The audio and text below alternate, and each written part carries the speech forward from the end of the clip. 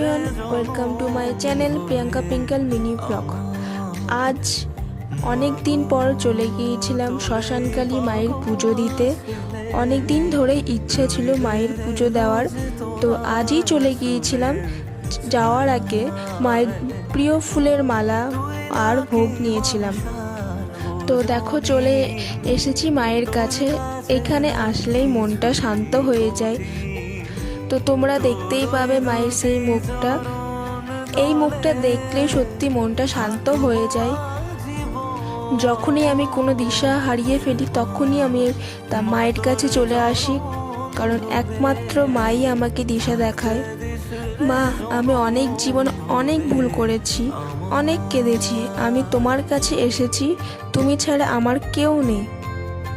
লোকে বলে মা শ্মশানকালী জাগ্রত, তুমি মন থেকে ডাকলে মা সাড়া না দিয়ে থাকে না। তাই আমি মায়ের কাছে তেমন কিছু চাই না, শুধু চাই তুমি ভালো থেকো আর সবাইকে ভালো রেখো। তোমরা যারা আমার ব্লগটা দেখছো, মা তোমাদের সবার মনের ইচ্ছা পূরণ করুক। জয় মা শ্মশানকালী।